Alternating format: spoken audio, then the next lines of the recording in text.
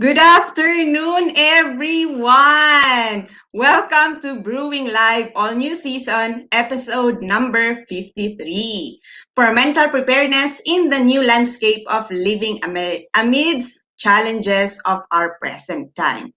Brewing Live is a community service of Decaf Coffee Republic, our coaching hub and home of certified life coaches here in the Philippines. In partnership with Life Coach Philippines, our heart here as game changers is to brew mental fitness in your space and help nurture holistic mental health for you and the people that matters to you.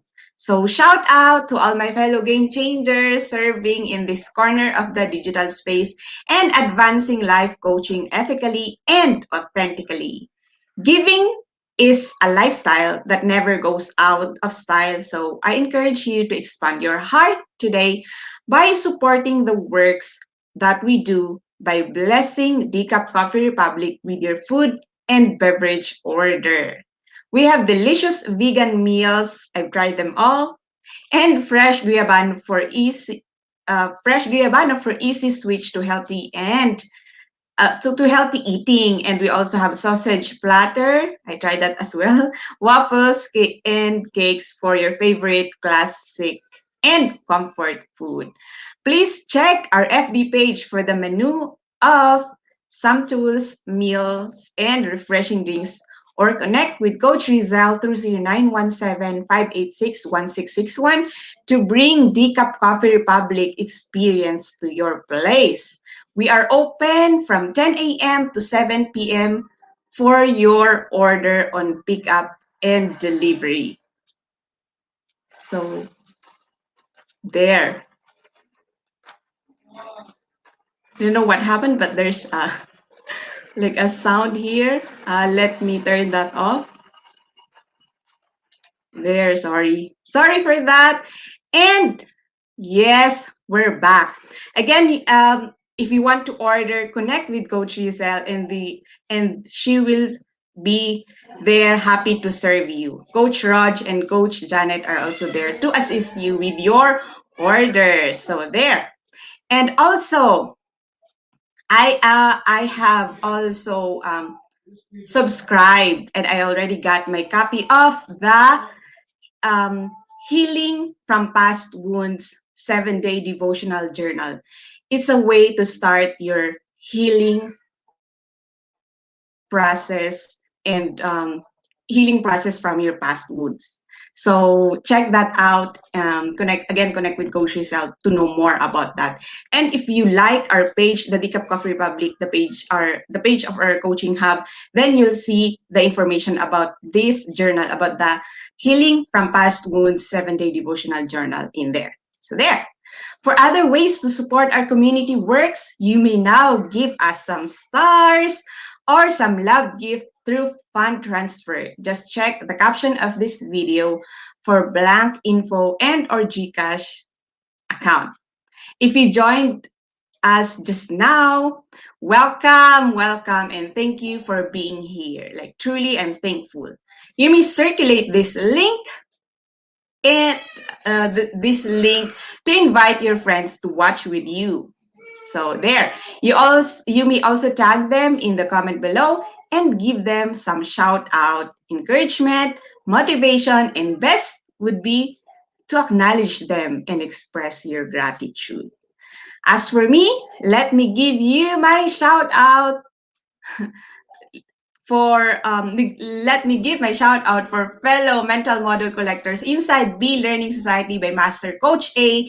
And just yesterday, last night, we finished the Polymath Mental Model Masterclass, and it was really so good. So yeah, special mention to fellow bronze badge holder. Hello there. If you're a bronze badge holder, then state it in the chat box below. If you're not yet a smart holder of B Learning eCard, and you're still missing all the perks that we enjoy, come on. Today is the best time to take action. Connect now with Coach Rezzhel through 0917-586-1661 to join the Be Learning Society, the tent maker of Be Learning homes for mental fitness. Enjoy 5% food and beverage discount from Decaf Coffee Republic and get full access to Mental Model Masterclass by Master Coach A happening every third Saturday of the month. So watch out for our schedule in September. There's another benefit that is a 90-minute free coaching session with senior coaches from Life Coach Philippines so that when you learn from the masterclass, whatever you got in there, you can help process it with the help of a senior coach. So for more information about that, connect with Coach Rezzhel through 0917-586-1661. So moving on, and for today's episode, I will be sharing Brain Breathe, send oxygen to your brain. Please do tag your friends, forward this video link, and invite others to join our conversation on mental preparedness. So yeah, I'll be happy to have your reactions in the chat box below so that we learn from each other and I'll know what your concerns are or what your inputs are. So there. Again, I'm Life Coach Minas with Life Coach Philippines. I'm also a Master Builder Apprentice of Master Coach A, and I help you make your unstoppable dream come true. And I have attended a lot of classes from Master Coach A, and I am learning a lot, and I see the transformation in me. So there. If you are watching this on a replay, comment in the chat box, #replay. And do send us message if you wish to connect with any points that resonates with you. So halimbawa, may sinabi ako later and you connect with that, or you have a question, or my reaction ka from that point, you can put it in the chat box, we can talk and or send us a message. Okay? So you may find you can also actually converse and you know react to the comments in the comments below. So this is because this is a conversation. You may find the YouTube link where you can watch the replay of all the episodes of Brewing Live in the caption of this video. Please do follow and subscribe to the channel so you'll be notified when new learning videos becomes available.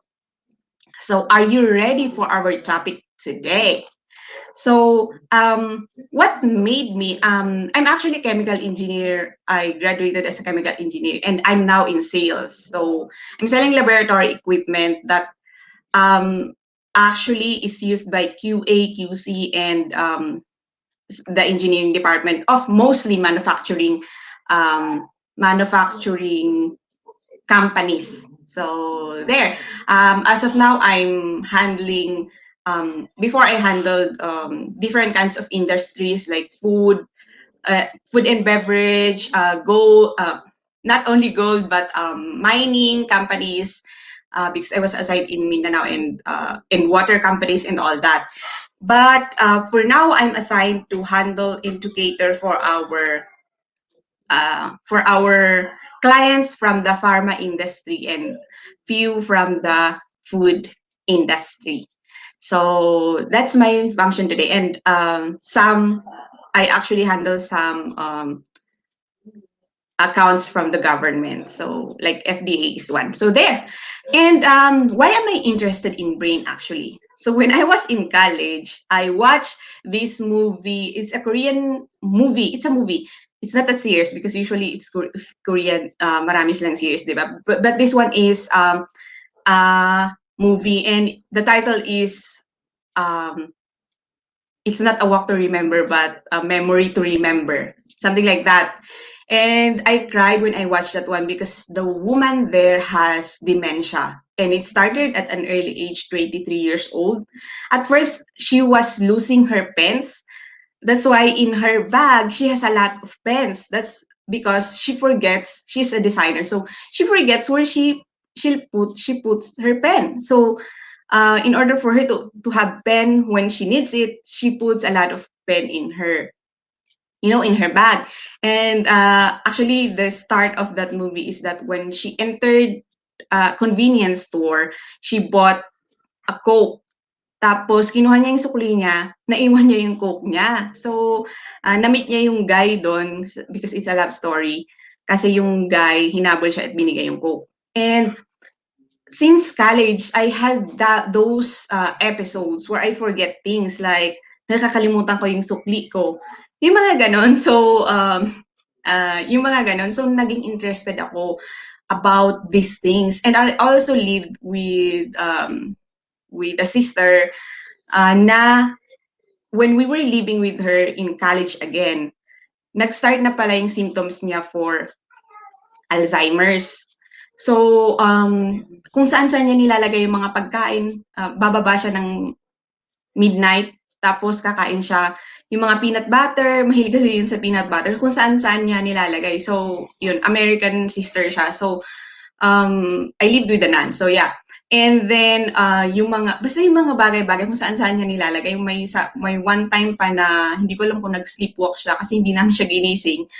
When we were watching and a lot of times, she would go down. Pag nakita niya kami past midnight and we're watching, sinisita niya kami. But during that time, hindi niya kami sinita. Kumuha siya ng saging without peeling the banana. She ate the banana with the covering, yung outer layer, yung ano niya, yung ano ba yun, yung peel nung hindi niya pinil off yung banana. Kinain niya siya with yung balat nung banana. So, yun. And when I talk, kasi meron kami kasama dun, we are all girls, may kasama kami na nagtutok ng nursing before. And now that yung nurse na talaga siya, she's in Australia and studying medicine, sabi niya kung alam niya lang na onset yon and symptoms yun ng dementia or Alzheimer, sana na iwasan na. So parang ganun. And kaya talaga ako naging, mula noon, hindi naman in-depth yung pag-aaral ko, pero nagkakaroon ako ng, alam mo, interest on how to study that on the brain. And because my lolo, tapos yung lolo ng mother ko, they also have that, yung sinatawag natin ulyanin, pero may ganun kasi before they died. So, yun yung simula sa akin ng journey ko, bakit ako naging interested sa brain. And when I dive into it, may mga narinig ako with life coaching, with master coach, ang dami pala mong makikita sa brain. Ang dami palang sanga-sanga. So, kasi ang natakot ako yung loss of memory. Imagine, malalos mo yung memory mo, tapos yung nga yung sister niya sabi ko na may Alzheimer's, pag umalis siya sa bahay, hindi na siya makakabalik. Hindi niya na alam kung saan siya babalik. So, ganun. And ayoko mangyari yun sa sarili ko, kaya talaga ako mag-aaral about sa brain.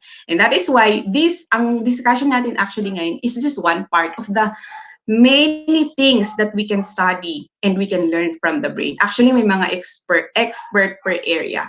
So, there. And while we discuss, you'll see what's the relationship of this on being mentally prepared. Ano naman yung pagsasend ko ng oxygen sa brain ko related to mental preparedness. So I want you to stay and figure that out and share your your insights in the comments down below. So that's it. So yeah, how does the brain work? So let's start with that. So accordingly, the brain is a complex and energetic organ which tells your body how to function using a system of nerves.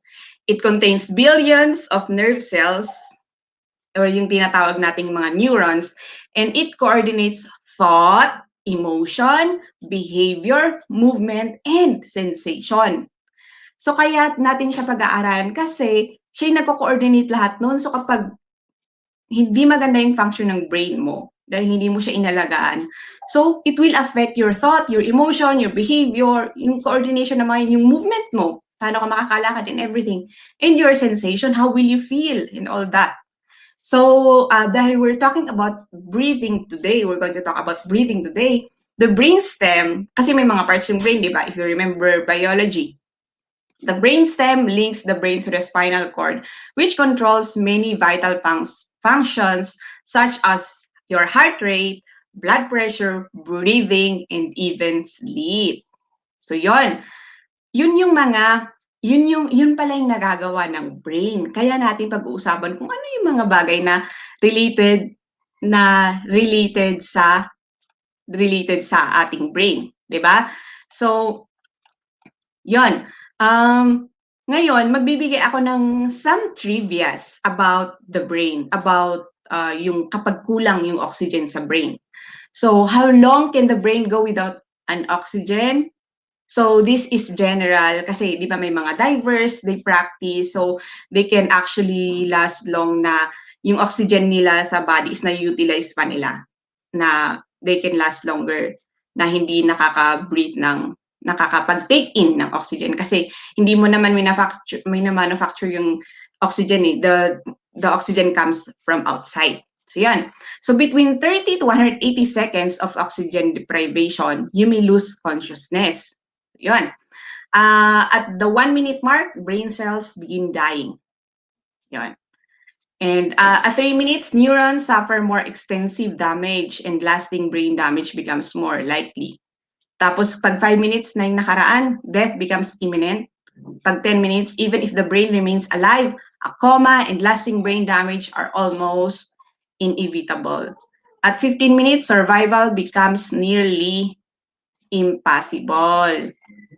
So yun yung mga trivia natin about sa brain deprivation. So ano yung mga benefits of maximizing oxygen levels in your brain? So actually, the brain requires a steady amount of glucose. Yung glucose mo, di ba sugar yon, so kind of sugar. So yung glucose mo manggagaling sa pag-break ng carbohydrates mo. Kasi dito, nanggagaling yung ating energy. So the brain requires a steady amount of glucose and oxygen to function properly. So dapat both sila nandun. So finding ways to increase its oxygen levels could help. So yun yung mga ilan sa benefits nung bakit ka magti-take in ng oxygen para sa brain. So however, correct breathing is underestimated. Hindi natin alam yung ano ba talaga yung tamang pag-breathe. Actually, when we were younger, pag nanonood ka ng babies, especially when they're sleeping, nakita mo yung na tumataas, bumababa yung belly nila. So parang, ang naisip ko noon, ang liit ng lungs nila, ganon. Kaya talagang nag-effort silang mag-breathe. Pero yun talaga actually yung tamang breathing. Para ma-circulate mo yung oxygen mo to the brain and other parts of your body. So yun. Pero as we grow older, we go to class, di ba pag nagklase tayo, medyo mahaba yung klase natin. 1 hour, 1 hour, ganon, tapos may recess and may lunch lang. So, nasasanay tayo na hindi talaga tayo nag-breathe ng deep. So, nagkakaroon tayo ng bad habits about breathing na hindi natin nare-realize na nade-deprive natin yung brain natin sa oxygen na kailangan niya para yung brain natin maging healthy. Hindi naman ibig sabihin na pag mababaw lang, pag shallow breathing ka lang, hindi naman ibig sabihin na mamamatay ka. But then, it will affect your brain, yung health ng brain mo. Kasi kasi 'di ba yung ibang part ng katawan mo inaalagaan mo siya. Pero paano yung brain mo? 'Di ba very essential kaya tayo nag-start dun sa how does the brain function. So, kapag hindi mo siya inaalagaan at hindi mo alam yung function niya, madi-deteriorate siya ng mas mabilis na wala kang nagawa. So, kaya siya important na pag-aralan na we know about these things. So, yun. So, salamat sa mga researchers na nag-start ng mga to. So, yun yung nangyayari. So, parang feeling mo hindi big deal na alam mo yun kasi okay ka naman, hindi siya big deal. Pero, you're not feeling a fraction of your lung capacity. So, ang shallow breathing will affect your focus, yung cell metabolism mo, and other functions of your body. So, yun. we just accept that breathing is an unconscious activity. Alam mo yun, di ba may voluntary tapos may involuntary. Involuntary siya. So, okay lang. Hindi na natin siya iniisip, hindi na natin siya binibigyan ng pansin kasi nagpa-function naman siya. Parang humihinga naman ako, ganon. Di ba? So, hindi mo kailangan tignan, hindi mo kailangan i-check, hindi mo kailangan i-train. Akala mo ganon. Pero, yun, dahil hindi nga siya nakakamatay, pero ano yung danger niya na bibigyan niya sa health mo, sa sana good health mo. So since most adults have understanding that only carbon dioxide is exhaled, it seems sensible that they only breathe shallow breath. So yun. When experiencing anxiety, people take rapid, shallow breaths. So naka-experience ka ba ng ganon? Di ba minsan parang hindi ako makahinga, ganon. Sasabihin mong ganon. So even when not under stress, you can feel like you are hyperventilating, multiplying the succession of shallow breaths. This leads to stress. This causes shallow breathing, which increases stress and so on in a vicious cycle. Tapos dahil hindi ka nga aware, hindi mo alam na kailangan pala mag-send ka ng oxygen sa brain mo, okay lang, ganun. So, babalik ka ulit dun sa habit mo na shallow ulit yung breathing. So, pero if we know, the effect can actually snowball, creating tension which may lead to poor posture, exacerbating your respiratory conditions like asthma and COPD. So, yun yung mga nagagawa. Yun yung mga nangyayari kapag hindi ka talaga nag-breathe. So, did you also know that the brain represents 2% of your body weight? Pero, it uses 20% of the body's oxygen supply. So, marami siyang maliit lang yung weight niya, maliit lang siya na nandito, di ba? Malaki ka, pero ang liit nung brain mo. Pero, ang laki ng supply ng oxygen na kailangan niya. 20% actually of yung whole na kailangan ng buong body mo. Dapat nandun siya sa brain. Without oxygen, the brain can perform even the most basic functions. The brain relies on glucose to power the neurons, sabi ko nga kanina, that controls everything from conscious functions like planning, di ba? Lalo na kapag active ka na mag-aaral ka. So, ganun, kaya dapat i-consider mo din na malinis ba yung air, yun nga din yung isa. Kasi malinis ba yung air na binibreathe in mo. So, yung hindi ba kulob, ventilated ba yung room mo? Kaya di ba pag nag-aaral ka, nagpa-plan ka, nagdi-decision ka, tapos hindi maayos yung ventilation, hindi ka talaga nagpa-function nun. So, yun. So, balik tayo dito sa, yun, yung planning and thought to automatic unconscious process like managing heart rate and digestion. Hindi mo magagawa to kapag kulang yung oxygen sa brain mo. So yun. When your brain is deprived of oxygen, then the ultimate cause of brain death is inadequate energy to power the brain cells. So, ito actually yung need mo. Kailangan mo ng oxygen sa brain mo para mag-grow ang brain mo, mag-heal, and to learn the best way it can. So, yun yung nagagawa. Yun yung dahilan kung bakit natin to pinag-uusapan. So, yeah, a lot of things nga, yung hindi lang naman oxygen kailangan yung brain natin, di ba kanina nasabi natin, glucose. So, a good diet is a great beginning. So, our brain has a lot of structures just like other body parts. But there are things that our brain needs that are less talked about, which is pagsisend nga ng oxygen, yung proper breathing or yung deep breathing. If we are going to intentionally care for our brain, we need to know about body balance in ways that we don't often hear about. Specifically, we need to do as many things as possible to get best circulation of blood to the brain that we can. This is important because, again, yung blood natin, it carries the oxygen to our brain. And oxygen is vital to brain growth and healing. Again, kaya tayo magdi-deep breathing, intentional na magdi-deep breathing tayo para sa growth and healing ng ating brain.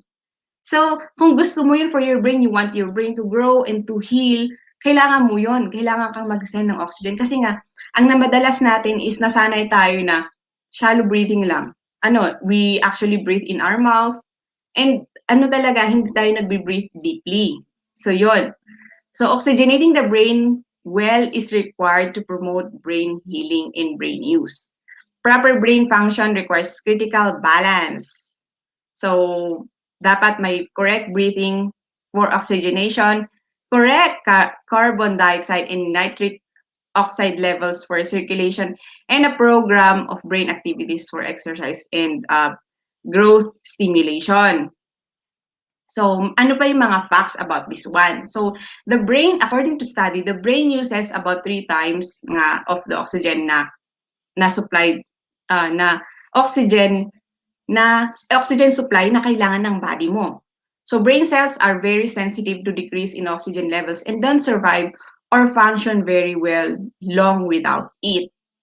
So, di ba yung minsan kapag nahihilo ka, yung ganon, baka kulang ka ng oxygen. So, yun.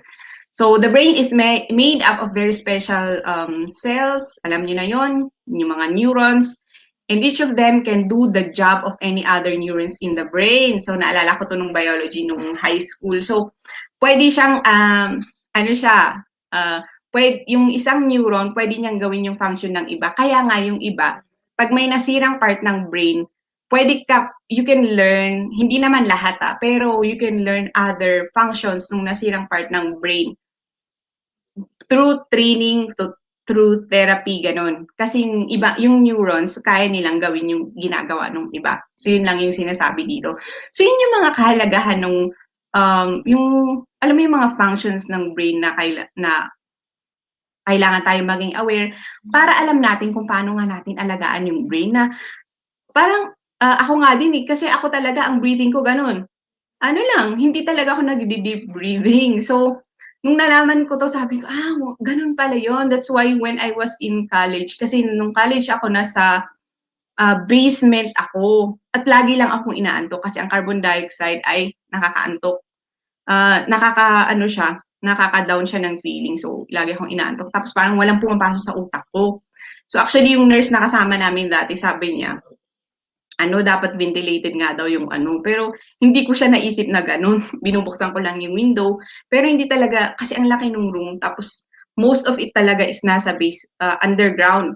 So, wala talagang circulation nung air, at hindi pumapasok yung oxygen, kaya yun, puro lang ako natutulog nun, na masakit yung ulo ko, ganun. Kasi nga pala, kulang yung oxygen na pumapasok sa system ko, at hindi rin ako marunong breathe deeply. Puro shallow breath lang ako. So, ikaw ba? Alam mo ba to? And kung nalaman mo dati, regular ka ba? Kasi nung nalaman ko naman siya, parang yun nga nung sinabi nung kasama naming nurse. Pero hindi ko talaga siya, binigyang pansin. Naakala ko lang, napagod lang ako, ganun. Pero that one pala affects, di ba? So, kung ilalaboratory mo yung katawan mo, marami pa lang na nangyayari sa katawan mo na hindi mo alam. So, yun, dahil ngayon nalaman na natin kung ano yung function ng oxygen dito sa brain natin. Ngayon, so Coach Cherry, how do we increase oxygen circulation in the brain? Kasi nga nakaka-affect ito ng moods natin, ng performance natin, di ba? Yung pala, mababa pala yung oxygen dun sa kung saan ka. Kaya nga, happy ako na dito sa tinitirhan ko ngayon, nasa 3rd floor siya. And okay naman yung air circulation. So, yun. So, thankful ako dun. Kaya talagang tingnan mo din kung saan ka nakatira. Tapos yun nga, yung sa air pollution, kung may air filter ka. So, di ba kasi tayo, hindi natin titingnan nun, yung parang hindi siya uso, ganun. So, ako nung ako sa Korea, doon pala sabi nila marami daw air particle. Kaya talagang meron silang air filter sa bahay. I don't know if meron talaga silang nanggagaling sa kanila. Pero kasi if you know that, di ba malapit sila sa China. So, dati magbe-Beijing sana kami noon. Pero, yung alam niyo yung parang haze. So, yun.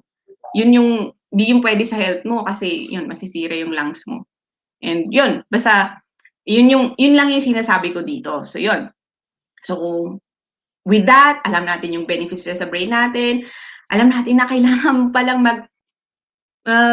breathe deeply. Naalala ko dun sa nung summit namin last week, nagkaroon kami ng breathing na tinuro ni Master Coach A. And that's one. Actually, yung sabi niya, di ba, hindi dapat gumalaw yung shoulder mo pag nag-breathe ka. Dapat nag-breathe ka sa diaphragm. Kasi doon, kapag ganun yung breathing mo, pag yung sa diaphragm yung ginagamit mo, nafe-feel na yung buong yung lungs mo, nafe-feel siya ng oxygen at doon nagkakaroon ng exchange. Ito na yung chemical, chemical exchange doon sa nabanggit natin din yung nitric oxide kanina at saka carbon dioxide. Yung carbon dioxide actually is a byproduct, a waste product of yung pag-breakdown ng ating mga kinakain, pag-breakdown ng mga carbohydrates natin.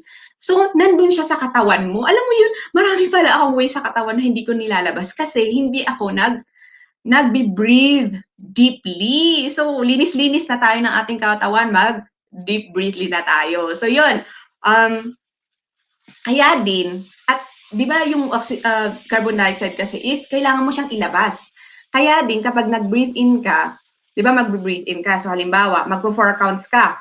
So, itry natin.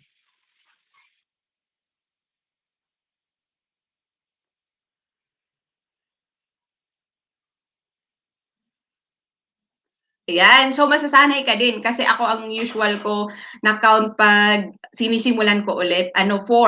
So, ang inhale ko ay 4 counts, tapos i-hold ko lang siya, mga 1 count, 2 counts, ganon.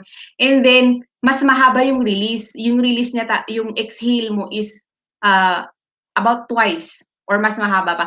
Twice nung pag-inhale mo. So, halimbawa, ang counts mo pag-inhale mo is 4. So, dapat maganda rin yung ini-inhale mo, ha? So, yun, sabi natin, yun yung importance din nun. Tapos, pag nag-exhale ka para mailabas mo, para malinis yung lungs mo, yung system mo, from the carbon dioxide na hindi kailangan ng katawan mo, that is a waste.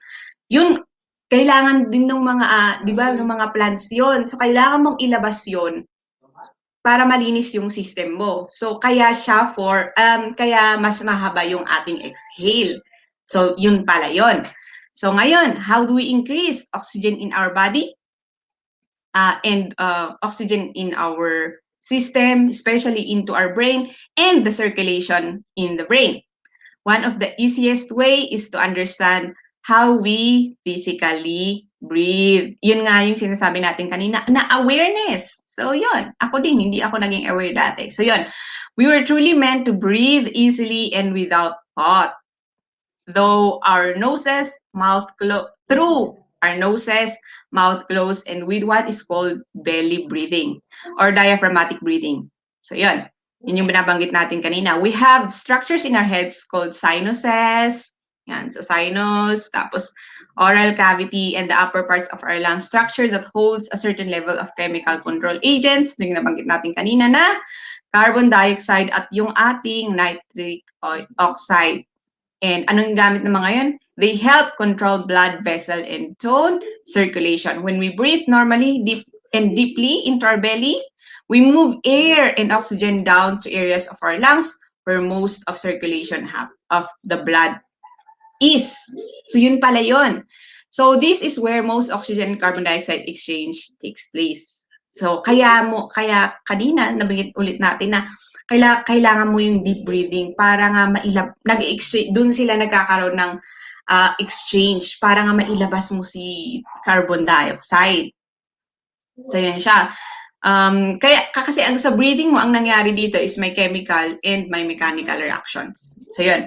If we don't learn to breathe deep and naturally with our diaphragm, alam mo yung natural na hindi mo kailangan ganun. Ganun pala yun. We do not get the proper amount of oxygen into the blood. Kasi alam mo na yung blood mo, siya yung pumupunta sa brain. Siya yung carrier ng oxygen, di ba? So yun. If we breathe through our mouth, we do not rebreathe the stored carbon dioxide and nitric oxide that helps circulate blood to the brain in order to oxygenate the brain cells or the neurons. Remember that the carbon dioxide and nitric oxide open up blood vessels in the brain so we can get proper oxygen levels in our brain. Nitric oxide helps dilate blood vessels. So, di ba pag dilate, pinapaliit in our lungs so that we can get good circulation where there for exchange of oxygen and carbon dioxide. So, ganun yung mechanism na nangyayari pag tama yung breathing mo. So, ngayon, mag-iiwan ako sa inyo ng mga simple activities that we can do to actually increase the supply of oxygen in our brain. Kasi kailangan pala siya. So, yun. So, number 1, so take note natin to. Number 1 is breathe easily and normally with your belly in a relaxed way. So, kanina trinay ko siya. So, yun nga, yung sabi ko kanina na kagaya ng tinuro ni Master Coach A, hindi dapat tataas yung, kasi di ba minsan, hindi siya ganun eh. Kasi ito yung pinipwersa mo, yung upper mo pa rin, yung torso mo. Dapat dito siya sa diaphragm, sa belly siya. So, yun. I-train mo yung katawan mo na ganun. Na alam mo yun, kahit gumaganon-ganon. Pag medyo malaking bilbil mo, halata mo yun. So, ako kasi ganun eh, halata ko yung tiyan ko. So, yun. So, actually, pwede mong gawin doon, lie on the floor and then using your hands to feel your stomach rise and fall. Ilagay mo yung hands mo doon sa stomach mo. Pay attention to whether your chest is rising or your diaphragm. So, magkaiba po yun. Focus on breathing through the lower, not the upper torso. Kasi ito nga yung pinipersa mo. So, yun. Consider, sabihin mo, out with the old, yung old na nandun sa system, out with the old, in with the good. So, out with the old, in with the good. Ganon, habang nako-concentrate ka to correct your breathing. Ayun siya. Practice breathing in and out through your nose, taking long breaths. So, through your nose dapat siya. So, di ba sabi kasi natin, madaan siya sa sinus, sa oral cavity, pababa siya. So, ganun siya. Kaya, through the nose tayo mag-breathe. So, yun yung una activity na pwede natin gawin. Number 2, breathe through your nose under normal conditions and out your mouth. So, yun yung number 2 natin. So, number 3 is, eto, madali ito. I don't know with people in the NCR. Kasi nung nasa NCR ako, hindi ako usually nagtitik ng short walks. Unless may kailangan kang bilhin, di ba? Mas gusto mo sanang nasa loob. And blessed ka if you're inside the compound na pwede talaga maglakad. So you go out in the morning na less pa yung pollution, less noise, at hindi mainit para makapaglakad ka. Yun. Take short walks throughout the day. Throughout the day pala, so dapat distributed siya na pag umaga, so pwede mong simulan na umaga, and then hapon, ganun. So yun. So short walks will increase your circulation and increase oxygen to your brain. So ganun yung nagagawa ng short walks. Kasi kapag di ba kasi kapag sasabihin mo, dati kasi dahil athlete nga ako, talagang nagja-jogging kami, tumatakbo, ganun. Pero kapag ito yung mga ginamit mo instead ng short walks instead na short walks, ang mangyayari dyan, yung muscles mo, kasi dahil pinipwersa mo yung muscles mo, sila yung magkakain ng oxygen. So, yung oxygen mo, instead na, di ba, ang gusto mo sana magkaroon ng oxygen si brain, magkaiba talaga yung function eh. So, di ba? So, gusto mo magkaroon ng mas madagdagan yung oxygen supply sa brain, mag-walk ka instead na mag-run or jog ka. Kasi nga, kapag nag-walk or jog ka dahil kinailangan mo yung muscles mo, yung function ng muscles mo, dun mapupunta yung oxygen. So, iba-iba. So, again, sabi natin intentional. So, thank you, Coach Nords, dun sa intentional. So, dahil gusto mo intentional ka, okay, maglalakad ako ngayon dahil gusto kong dagdagan yung oxygen supply sa brain ko. So, if yun yung gusto mong gawin, so, yun, maglalakad ka talaga. Pero pag gusto mong talaga mag-exercise at yung muscles mo, ganun, magja-jog ka. So, magkaiba yung function. Alam mo yun? Kailangan mo talaga siya. So, yun. Very thankful din ako na nag-discuss ako about this kasi na-remind ako na I need to bring oxygen to my brain because my brain is shouting and it needs that oxygen for it to be able to grow and heal. Kasi madaming beses, lagi nating tinitingnan yung panglabas. Alam mo yun? lagi nating titingin yung panglabas, pero a lot of it pala is dapat nasa loob. So, pwede mo i-interpret both ways, di ba, no? So, yun, kung maayos ka sa loob, yung physical mo, okay din. Tapos, titingnan mo din yung mental mo. So, iba din yun. So, ganun. Hindi naman siya iba, pero added din yun. Kailangan isa din yun sa kailangan mong i-factor sa holistic well-being mo. So, ganun, marami kang kailangan malaman. So, again, dahil pinag-aralan namin yung polymath kahapon, hindi naman ibig sabihin, ay, naku, ang dami kong kailangan aralin. Ang dami ko namang inaaral, ganun, saan ko to gagamitin? Pero actually, magagamit mo siya. So, as long as yun nga, makahanap ka ng breakthrough knowledge dun sa mga inaaral mo. So, yun yung actually nakuha ko sa polymath kahapon na, so, ang dami-dami kong inaaral, ganun. Pero ano yung breakthrough knowledge? Yung, alam mo yun, dapat may makuha ka dun eh. And of course, again, kaya nga sabi ko, thank you for this opportunity to speak. Kasi, naalala ko na kailangan ka palang mag-breathe deeply. So, ugaliin natin na aralin na mag-deep breathly na that we will breathe through or diaphragm na, yun, alam mo yung belly mo, yun yung nag-rise kapag nag-breathe ka. So yun, I hope you've learned something from our sharing today because, if you want to protect yourself, if you want to protect your brain, these are critical. These are really very important in order for you to, to have a better life. And these things, not only physical, pero a lot of it is also affecting your performance, that can also affect your mental health. So yun, since we are in the pandemic and usong-usong pinag-uusapan yung mental health, ano nga ba yung mga kasali doon? So you always come to our space dito sa GCaCC Brewing Live kasi dito nagdi-discuss yung mga kasama ko kami ng iba't ibang topic. Depende sa kung ano yung ano mo talaga eh. Kung anong nakaka-resonate ka, nag-discuss. We actually do our research, we actually learn from Master Coach A, and we share.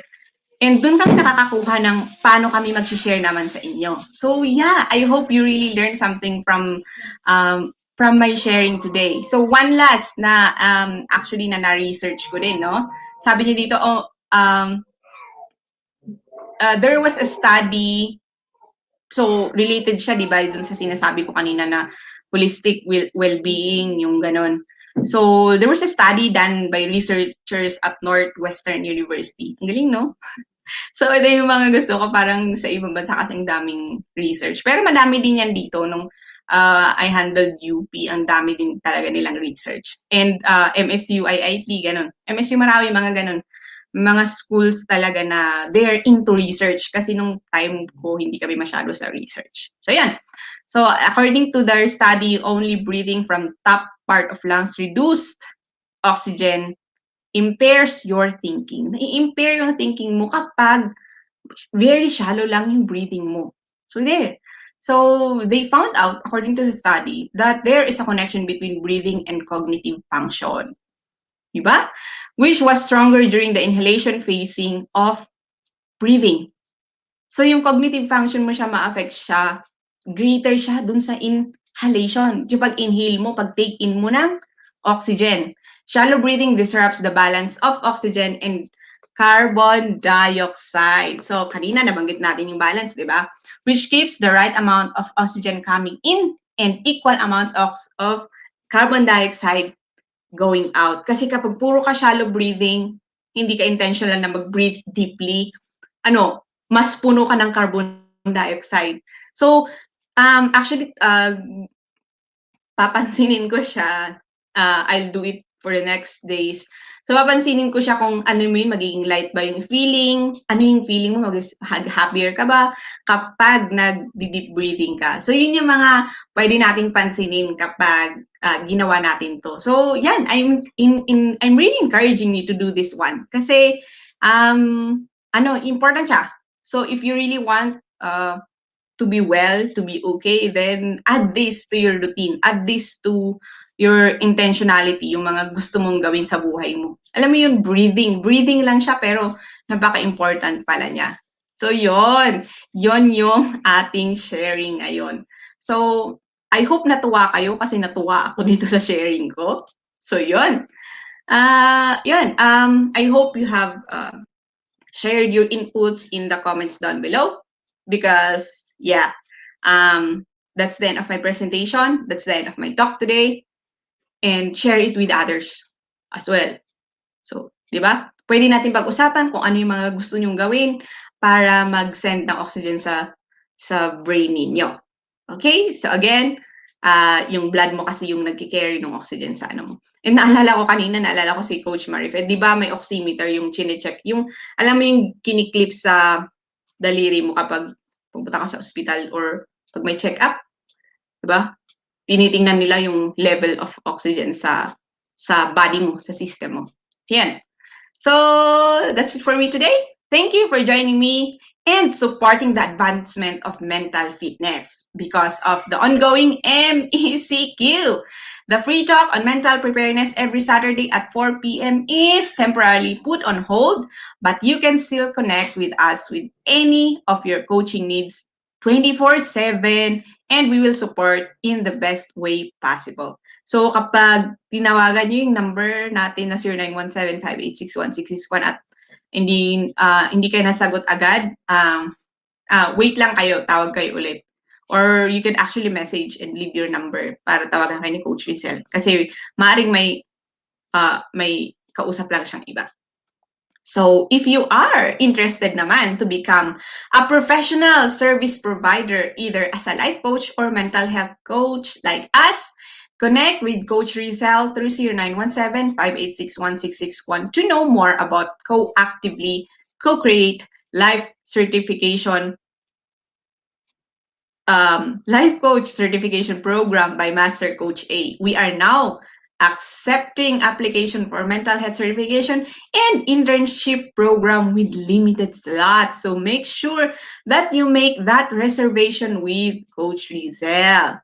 Join us back tomorrow, same time, 12 noon, same digital space, DCAP via FB page of DCAP Coffee Republic for episode, alam nyo ba, 54 na. Again, with our very own Coach Rezzhel. Happy birthday, Coach Rezzhel. And her topic will be healthy space, mental fitness. So exciting topic. Join us again tomorrow. DCAP Coffee Republic is located inside Pioneer Center compound or widely known as PC. We are just across Bayanihan Center in Pioneer Road, corner Brixton and United Streets in Capitolio, Pasig City. This is Life Coach Cherry Minas, mentally fit to serve in behalf of Life Coach Philippines. This is us in the Philippines. Love, bam, boom. Love, bam, boom. Love, bam, boom. See you tomorrow. Have a blessed Sunday. Bye-bye.